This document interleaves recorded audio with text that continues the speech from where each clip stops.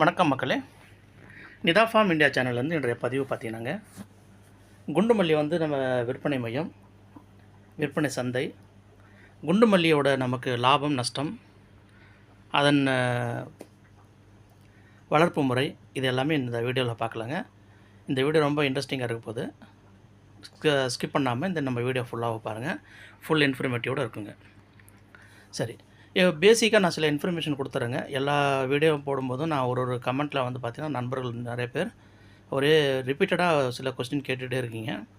அப்போது நீங்கள் வீடியோ நீங்கள் ஃபுல்லாக பார்க்கலன்னு தோணுது எனக்கு. அதனால் அந்த டவுட் உங்களுக்கு வருது. அதனால் வீடியோ நீங்கள் கொஞ்சம் கிளியராக பாருங்கள். நான் எல்லா வீடியோவில் இன்ஃபர்மேஷன் கொடுத்துட்டு தான் இருக்கேன். சில நேரங்கள் சில உரம் சரி, இந்த மேல் உரங்கள் மாறுறதுனாலங்க நண்பர்களுக்கு சில கன்ஃபியூஷன் இருக்கும். நான் அதனால் நான் தெளிவுபடுத்த விரும்புகிறேங்க. அதாவது ஒரு குண்டுமல்லி செடி நம்ம விலைக்கு வாங்குகிறோம் அப்படின்னா, அந்த குண்டுமல்லி நான் இப்போ லாஸ்ட்டு போன வீடியோவில் நான் டிஸ்கிரிப்ஷனில் நம்பர் போட்டிருக்கேங்க. அது நம்பர் பார்த்துக்குங்க. அதுக்கு அடுத்தது பார்த்தீங்கன்னாங்க, ஒரு செடிக்கும் இன்னொரு செடிக்கும் இடைவெளி பார்த்தீங்கன்னா மினிமம் 4 அடி, மேக்ஸிமம் 6 அடி. ஒரு குழி பார்த்திங்கன்னா 1 அடிக்கு அகலம், 1 அடிக்கு ஆழம், 1 அடிக்கு இதனுடைய இது இருக்கணும். 1க்கு 1. இதுதான் இதனோட பேசிக். அகலம், நீளம், ஆழம் 3ம் 1க்கு 1 இருக்கணும். அதுக்கு அடுத்தது பார்த்திங்கன்னா, ஒரு குழிக்கு 5 செடி நடணுங்க. மல்லி செடி நீளம் பார்த்திங்கன்னா வேர் அதிகமாக நீளமாக இருக்கும். அந்த வேரை நம்ம அழகாக சுருட்டி அந்த குழிக்கு உள்ளார வச்சு, அதுக்கப்புறம் செடியை நேராக நிற்க வச்சு சுற்றி மண் போட்டு அணைச்சி நம்ம நல்லா ஒரு அழுத்தி விடணும். ஏன்னா தண்ணி கிண்ணி பாய்க்கும் போது செடி சாய்ஞ்சிரும். அதனால் ஆச்சுங்களா.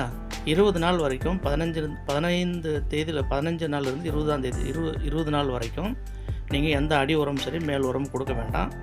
ஒரு 15 நாள் முடிஞ்சதுக்கப்புறமா ஒரு 30 சென்ட் கொள்ளளவில் ஒரு 3000 செடி யாராவது நட்டுருக்கீங்க அப்படின்னா, அந்த அளவு நான் சொல்கிறேன் பாருங்கள். ஒரு 6லேருந்து ஒரு 7 கிலோ இல்லைனா ஒரு 10 கிலோ நீங்கள் என்ன பண்ணோம், கடலை புண்ணாக்கு நீங்கள் கடையில் போய் கேட்டிங்கன்னா உங்களுக்கு கொடுத்துருவாங்க. அந்த கடலை புண்ணாக்கு கொண்டு இரவு முழுவதுமாக நீங்கள் ஊற வச்சு நல்லா நீங்கள் எடுத்து என்ன பண்ணலாம், அடுத்த நாள் நல்லா அதை நல்லா கலக்கும்போது உங்களுக்கு நல்லா ஒரு கூழ் மாதிரி ஒரு திரவம் கிடைச்சிரும். அதில் நீங்கள் என்ன பண்ணணுன்னா, ட்ரின்ச்சிங் பண்ணணும் செடிங்களுக்கு. ஒரு 200 லிட்டர் தண்ணி நீங்கள் எடுத்து, இல்லை ஒரு 400-300 லிட்டர் தண்ணி எடுத்து, அந்த தண்ணியில் பார்த்தீங்கன்னா ஒரு 10 லிட்டருக்கு நீங்கள் 1 லிட்டர் வீதம், ஒரு 10 கிலோ நீங்கள் போட்டு நீங்கள் தண்ணி போட்டு கலக்கிறீங்கன்னா ஒரு 10 லிட்டர் 20 லிட்டர் திரவம் கிடைச்சதுன்னா, அப்போ நீங்கள் என்ன பண்ணலான்னா, அது நல்ல 200 லிட்டர் தண்ணியில் போட்டு நல்லா கலக்கி அதை எடுத்துன்னு போய் நீங்கள் செடிக்கு பக்கத்தில் ஒரு 1/2 லிட்டர் 1/4 லிட்டர் வர அளவுக்கு நல்லா செடியை சுற்றி ஊற்றி விடணும். அப்படி ஊற்றி விடும்போது என்ன வரும்னு கேட்டிங்கன்னா, நம்ம செடி வேர் சீக்கிரமாக பிடிக்கும். அடுத்து ஒரு 15 நாளுக்கு அப்புறமா NPK, அதாவது 19-19-19 NPKல 19-19-19 இந்த உரத்தை வாங்கிட்டு அதுவும் நல்லா கரைசல் பண்ணி, அது நைட்டெலாம் ஊற தேவையில்லை. இது வாட்டர் சோலபிள் தான். NPK இம்மிடியட்டாக கரைஞ்சிரும். அதை கரைஞ்ச இம்மிடியட்டாக நீங்கள் என்ன பண்ணலான்னு கேட்டிங்கன்னா, அதை எடுத்துகிட்டு போய் நீங்கள் அதேமாதிரி தான் ஒரு 10 கிலோ NPK வாங்கிட்டு வரீங்கன்னா, அதை நல்லா தண்ணியில் 200 லிட்டர் தண்ணியில் போட்டு கலக்கி நீங்கள் செடிக்கு பக்கத்தில் ஒரு 1/4 லிட்டர் அளவுக்கு நீங்கள் ஊற்றலாம். இது ஒரு மாதம் முடிஞ்சதுக்கப்புறமா இரண்டாவது மாதம்லாம் நீங்கள் என்ன பண்ணலாம், நீங்கள் செடிக்கு பக்கத்தில் NPK, DAP, யூரியா, ஃபேக்டாம்பஸு நோட் பண்ணிங்க ஒருத்தோட பேரெல்லாம் 20-20-00 இல்லது 24-24-00 குரோமர் கம்பெனி, இல்லை மகாதன் கம்பெனி. இதில் 2ல் ஏதாவது ஒரு கம்பெனி மட்டும் வாங்க, மற்ற கம்பெனி வாங்காதீங்க, உரம் சரியில்லை. இது நீங்கள் 5, அதாவது DAP, யூரியா, ஃபேக்டாம்பஸு, அதுக்கப்புறம் பார்த்தீங்கன்னா நீங்கள் 20-20-00, 24-24-00 இதில் இந்த உரத்தை நீங்கள் வாங்கி 5 கிலோ வாங்கி, இல்லை ஒரு 10 கிலோவாக வாங்கி ஒரு 50 கிலோ வரும். அதை வாங்கினீங்கன்னா 5 உரம் சேர்த்து நல்லா மிக்ஸ் பண்ணிக்கிட்டு ஒரு 2 மாதம் செடிக்கு ஒரு 25-30 கிராம் வைங்க, இல்லை ஒரு 50 கிராம் வைங்க அதிகபட்சமாக. செடியை நல்லா சுற்றி போடுங்க. இதுமாதிரி மாதம் ஒரு நாள் 20 நாளைக்கு ஒரு தடவை இதுமாதிரி போட்டுக்கிட்டே வாங்க. மேலே பார்த்திங்கன்னா பூச்சி தாக்குதல் வராமல் தடுக்கணும் அப்படின்னு நீங்கள் பார்த்தீங்கன்னா, ஹிட்செல்லு, தைமோத்தேசியமு, மோனோக்ரோட்டோபாஸு, சாப் பவுட்ரு, இந்த மாதிரி உரம், இந்த மாதிரி இதெல்லாம், அப்புறம் கிரேசியா, சிமோடிஸ், இது எல்லாமே பார்த்திங்கன்னா பூச்சி மருந்து தான். இது நீங்கள் மொத்தமாக வாங்கி நீங்கள் அடித்தாலும் அடிக்கலாம். கிரேசியா இந்த வாரம் அடிக்கிறீங்கன்னா அடுத்த வாரம் சிமோடிஸ் அடிங்க. அதுக்கு அடுத்த வாரம் பார்த்திங்கன்னா நீங்கள் வந்து ஹிட்செல்லு தைமோத்திசை மிக்ஸ் பண்ணி அடிங்க, இல்லை மோனோக்ரோட்டோபாஸ் தைமோத்திசை மிக்ஸ் பண்ணி அடிங்க. இந்தமாரி பண்ணுங்கள். கூடவே வந்து பார்த்திங்கன்னா நீங்கள் வந்து பூ பூக்கிறதுக்கு நிறையா மருந்து இருக்குது. அது வந்து நமக்கு ஒரு 3லேருந்து ஒரு 5 மாதம் 6 மாதம் வரைக்கும் தேவைப்படாது. காரணம், நம்ம இப்போல்லாம் பூ வந்து டபுளு, விப்புலு, இதெல்லாம் நைட்ரோபென்சன்னு, இதெல்லாம் வந்து பார்த்திங்கன்னாங்க பூ பூக்கிறதுக்காக நம்ம கொடுக்குற பயோ மருந்து. அது இப்போ தேவைப்படாது. ஒரு 4-5 மாதம் போய் நல்லா செடி தளர்ந்து வளர்ந்ததுக்கப்புறமா நீங்கள் மொட்டு வர்றதுக்காக நீங்கள் அந்த மருந்தை நீங்கள் சேர்த்துக்கலாம். ஒரு முறை விப்புல் சேர்க்கலாம். ஒரு முறை 35 ml பண்ணுங்க. 16 லிட்டர் டேங்க் இருக்குதுன்னா கெப்பாசிட்டி, ஒரு 35 ml வந்து நீங்கள் விப்புல் சேர்க்கலாம். டபுள் ஒரு 35 ml சேர்க்கலாம். நைட்ரோபென்சல் ஒரு 35 ml சேர்க்கலாங்க. இது கூடவே வந்து பார்த்திங்கன்னா, அதை டபுள் நீங்கள் போடும்போது, உதாரணத்துக்கு பார்த்தீங்கன்னா, நீங்கள் பூச்சி மருந்து அடிக்கணும்னு வச்சிங்களேன், கிரேஸே அடிக்கிறீங்க, கூடவே நீங்கள் என்ன பண்ணலாம் தெரியுமா, டபுள் மருந்து வாங்கி, அதாவது பயோ மருந்து பூ வர்றதுக்காக அது ஒரு 35 ml சேர்த்துக்கலாங்க. கூடவே வந்து பார்த்திங்கன்னா, இது வந்து ஒரு 10 கிராம் போரானு, அப்புறம் வந்து பார்த்திங்கன்னா இது நம்ம ஜிப்ராலிக், அது ஒரு 10 கிராம் இல்லை 20 கிராம், இதுமாதிரி நீங்கள் சேர்த்துக்கிட்டு ஒரு டேங்க்கு நீங்கள் மருந்து அடிக்கும்போது நல்லா செடி வந்து நல்லாயிருக்கும். என்பிகே கூட சேர்த்துக்கலாம். என்பிகே வந்து ஒரு 50 கிராம் இல்லை 100 கிராம், 50 கிராம் போதும் ஒரு டேங்க்கு சேர்த்துக்கிட்டு நீங்கள் வந்து என்ன பண்ணலான்னா மருந்து மேலே வந்து தெளிப்பு பண்ணலாங்க. இது வந்து வாரம் ஒரு முறை. நண்பர் ஒருத்தர் கமெண்ட்டில் கேட்டிருந்தார், எத்தனை நாள் ஒரு தடவை ஸ்ப்ரே பண்ணணும்.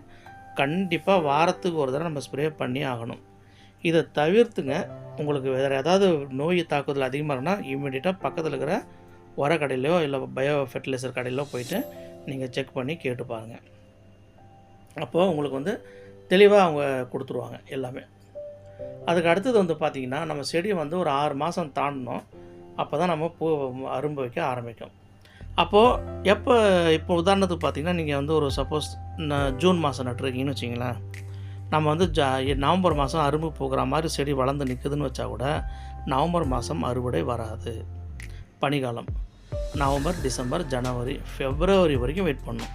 4 மாதம் 3.5 மாதம் கிட்டத்தட்ட பூவே வராது. ப்ரொடக்ஷன் குறைஞ்சிரும். அப்படியே நவம்பர் முடிஞ்சதுக்கப்புறம் டிசம்பர்லாம் சுத்தமாகவே குறைஞ்சிரும். அதனால தான் என்ன பண்ணுவாங்க அப்படின்னா, இந்த ஒரு வருஷம் ஆன செடிகள் உள்ள, இப்போ எங்களை மாதிரி ஒரு வருஷம் கடந்த செடியெல்லாம் இருக்குதுன்னா, அந்த நவம்பர் மாதம் எண்டில் என்ன பண்ணுவாங்க, எண்ட் ஆஃப் டிசம்பர், ஜனவரி, அதாவது நம்ம ஜனவரி ஸ்டார்ட் ஆகும்போதெல்லாம் 1ஆம் தேதியெலாம் ஸ்டார்ட் ஆகும்போதெல்லாம் செடியை கட் பண்ணி விட்ருவாங்க. கட் பண்ணி விடும்போது ஜனவரி, பிப்ரவரி 2 மாதத்தில் மறுபடியும் செடி நல்லா தடர்ந்து வந்துடும். அதுக்கப்புறம் மறுபடியும் ப்ரொடக்ஷன் ஸ்டார்ட் ஆகிடும். நம்ம இந்த ஒரு பிரச்சனை தவிர்க்க தான் நம்ம என்ன பண்ணோம்னா, காக்கடான் வந்து நம்ம போட்டோம். இந்த கேப்பில் அது வரட்டுமே அப்படின்னு சொல்லிட்டு தான் அந்த காக்கடான் நம்ம போட்டோம். இப்போ இந்த காக்கடான் வந்து பார்த்திங்கன்னா கரெக்டாக நவம்பர், டிசம்பர், ஜனவரி, பிப்ரவரி இந்த மாதம் பூ பூக்கும், நல்லா பூக்கும், கொத்தாக பூக்கும்.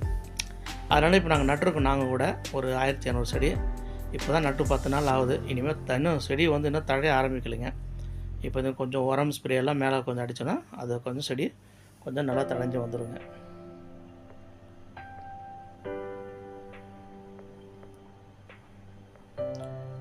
ஸோ இந்த மாதிரி நம்ம ஒரு பராமரிப்பு பண்ணி நம்ம செடிகளை முறையாக வளர்த்து நம்ம செடியை நம்ம வந்து காப்பாற்றும் போது ஆரம்பத்தில் கொஞ்சம் டவுட் இருக்குங்க, கொஞ்சம் தடுமாற்றம்லாம் இருக்கும். அதெல்லாம் பரவாயில்ல. அதெல்லாம் நம்ம கடந்து வந்துட்டோம்னா அதுக்கப்புறம் நம்ம செடியை வந்து காப்பாற்றிக்கலாங்க. நம்ம களை இல்லாமல் பார்த்துக்கணுங்க. இப்போ எங்கள்கிட்ட இருக்கிற பெரிய ப்ராப்ளம் களை தான். அது நம்ம இந்த பக்கம் ஆளுங்க வச்சு கொத்திட்டு இருக்கும்போது அந்த பக்கம் களை வந்துடுதுங்க. களைக்கொல்லி தான் வாங்கி நம்ம அதை கண்ட்ரோல் பண்ணுற மாதிரி சூழல் வருமானான்னு தெரியல.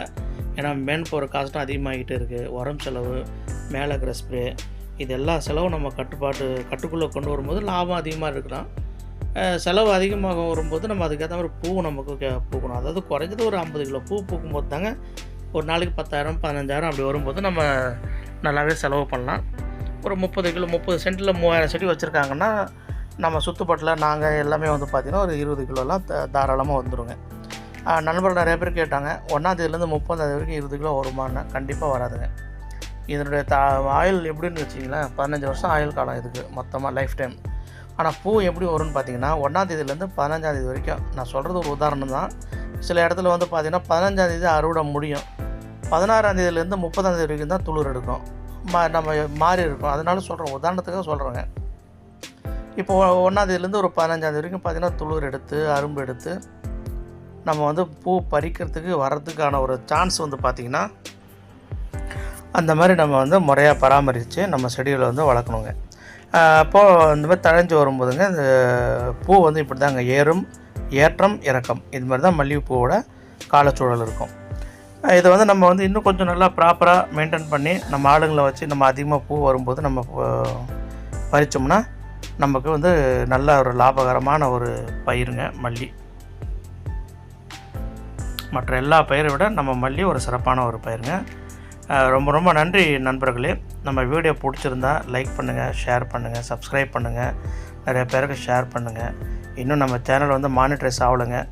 நம்மளும் வந்து நிறைய வீடியோ தகவல் எல்லாமே உங்களுக்கு கொடுத்துட்ருக்கோம். கொஞ்சம் வீடியோ வந்து ஸ்ப்ரெட் பண்ணுங்கள், நிறைய பேருக்கு போகட்டும், நிறைய பேர் பயனடையட்டும். அப்படி நம்ம சேனலில் மானிட்ரைஸ் ஆச்சுன்னா நமக்கு ஒரு சிறப்பான ஒரு நற்செய்தி. நன்றி நண்பர்களே. Thank you so much.